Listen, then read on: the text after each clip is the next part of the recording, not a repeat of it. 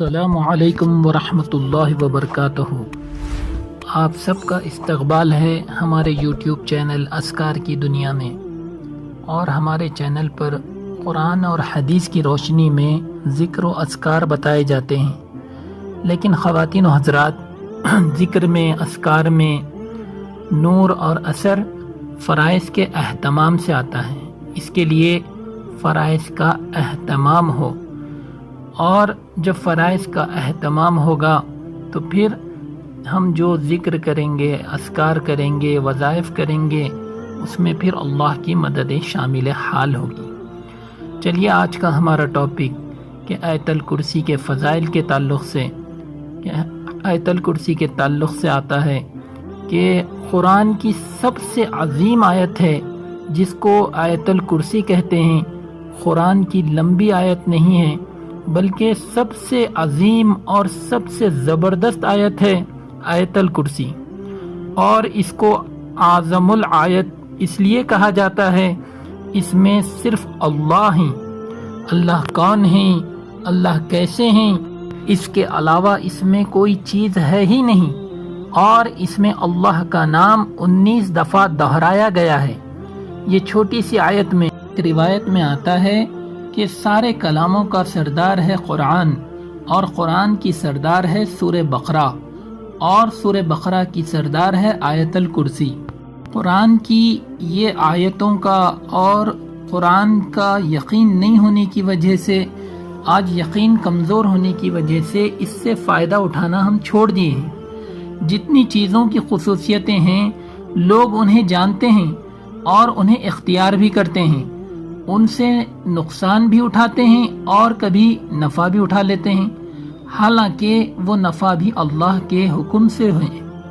کسی چیز سے کوئی نفع نقصان نہیں ہے، لیکن قرآن کی آیتوں کی عافیتوں کو لوگ نہیں جانتے ہیں۔ دواؤں کی، چیزوں کی، جڑی بوٹیوں کی، مختلف پھلوں کی، پھولوں کی خصوصیتیں جانتے ہیں، اور محترم خواتین و حضرات، اللہ نے ان تمام چیزوں میں یہ سب خصوصیتیں اسی امتحان کے لیے رکھی ہیں کہ بندہ کیا اختیار کرتا ہے اور بندہ یقین کس پر کرتا ہے۔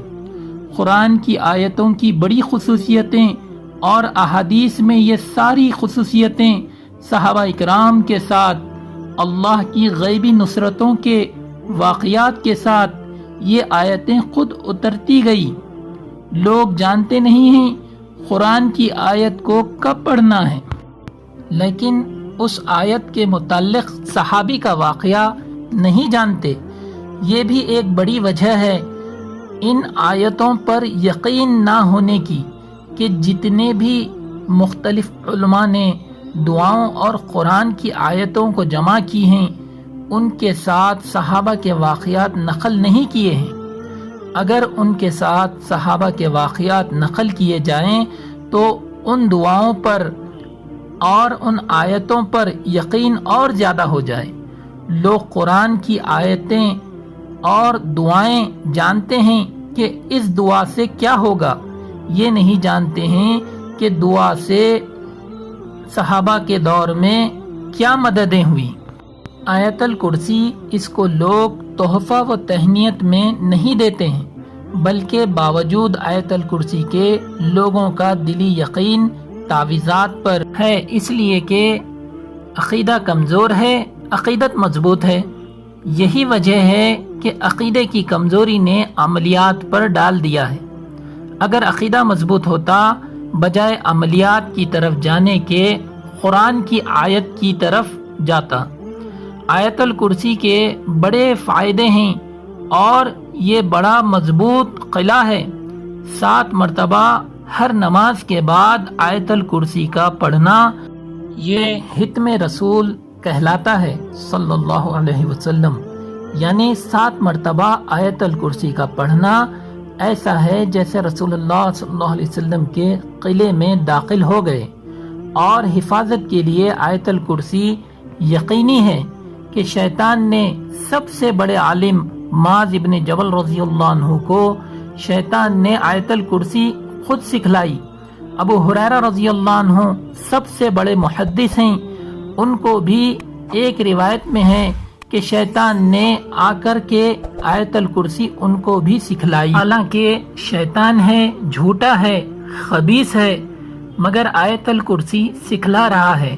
معاذ ابن جبل رضی اللہ عنہ کو بھی سکھلائی ہے، جو سید العلماء ہیں، اور ابو ہریرہ رضی اللہ عنہ کو بھی سکھلائی ہے، جو سید العابدین ہیں، اور ابن کعب رضی اللہ عنہ کو بھی سکھلائی ہے، جو قراء ہیں۔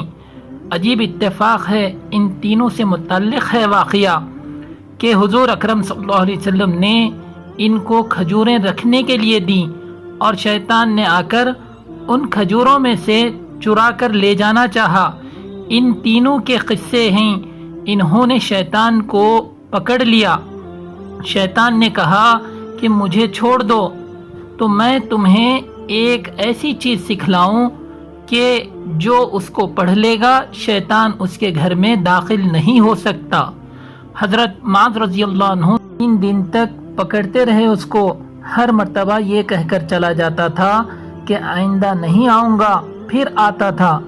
ایک دن حضرت معاذ رضی اللہ عنہ نے ایسا پکڑا، کہا آج تو چھوڑوں گا ہی نہیں۔ 3 دن تک اس کو چھوڑتے رہے، اور تینوں دن حضور اکرم صلی اللہ علیہ وسلم نے پوچھا، اے معاذ تمہارے رات کے قیدی کا کیا ہوا؟ عرض کیا کہ وہ کہہ گیا اب نہیں آؤں گا۔ فرمایا نہیں، پھر آئے گا۔ 3 دن تک آتا رہا اور کھجوریں چراتا رہا۔ 3 دن کے بعد حضرت معاذ رضی اللہ عنہ نے فرمایا آج تو چھوڑوں گا ہی نہیں۔ اس نے کہا مجھے چھوڑ دو، میں تمہیں ایک ایسی چیز سکھلاؤں گا آئندہ میں تمہارے گھر میں کبھی نہیں آ سکوں گا۔ یہی پہلے دن کیوں نہیں سکھلائی؟ اسے خود یقین تھا کہ میں کبھی نہیں آؤں گا۔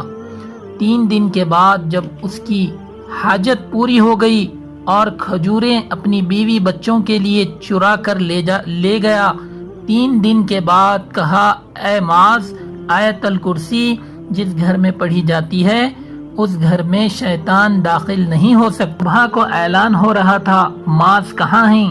حضرت معاذ رضی اللہ عنہ آگے بڑھے، عرض کیا یا رسول اللہ اس نے تو مجھ کو آیت الکرسی سکھلائی ہے، جس گھر میں پڑھی جائے اس گھر میں شیطان داخل نہیں ہو سکتا۔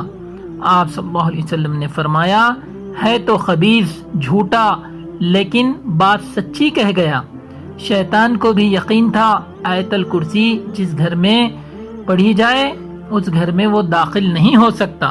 فرماتے ہیں علی رضی اللہ عنہ کہ میں نے سنا حضور اکرم صلی اللہ علیہ وسلم کو کہ آپ صلی اللہ علیہ وسلم ممبر پر تھے اور فرما رہے تھے کہ جو آیت الکرسی ہر نماز کے بعد پڑھے گا تو جنت میں داخل ہونے کے لیے صرف موت کا انتظار ہے، اور جو شخص رات میں بستر میں لیٹ کر سونے سے پہلے آیت الکرسی پڑھ لے اللہ تعالیٰ اس کے گھر کو اپنے امان میں لے لیتے ہیں، اور اس کا گھر نہیں بلکہ اس کے پڑوس کا گھر نہیں بلکہ اس کے پڑوس کے اور دوسرے سارے گھر کو اللہ اپنے امان میں لے لیتے ہیں کہ ایک گھر میں آیت الکرسی پڑھی جائے آس پاس کے سارے گھر اللہ کی امان میں آ جاتے ہیں۔